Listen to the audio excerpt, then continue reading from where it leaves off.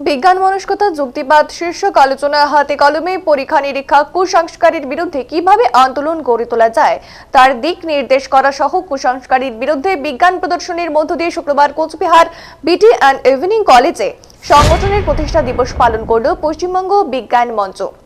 1986 সালের 29 নভেম্বর এই পশ্চিমবঙ্গ বিজ্ঞান মঞ্চ 39টি বছর পার করে 40তম বর্ষে পদার্পণ করলো এই সংগঠন। দীর্ঘ সময় ধরে মানুষের মধ্যে বিজ্ঞান চেতনার প্রসার, যুক্তিবাদী মনন গড়ে তোলার কাজ নিরসভাবে করে যাচ্ছে এই সংগঠন বলে এদিন জানান পশ্চিমবঙ্গ বিজ্ঞান মঞ্চের কোচবিহার জেলার সম্পাদক অসীম সাহা।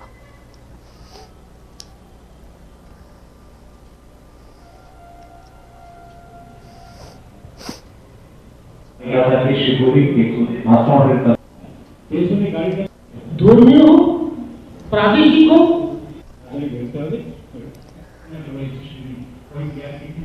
অনুষ্ঠান হচ্ছে কাদের পক্ষ থেকে? আজকে 29শে নভেম্বর পশ্চিমবঙ্গ বিজ্ঞান মঞ্চের প্রতিষ্ঠা দিবস, যে দিনটিতে আমরা সকালে সংগঠনের পতাকা উত্তোলনের মধ্যে দিয়ে শুরু করি।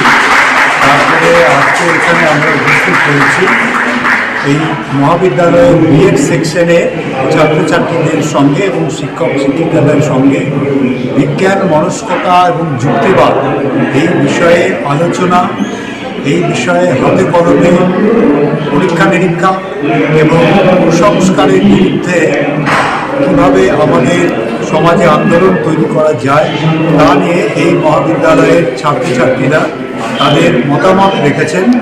এবং এখানে এক্ষুনি আমাদের প্রদর্শিত হবে কুসংস্কার বিরোধী বিজ্ঞান প্রদর্শনী।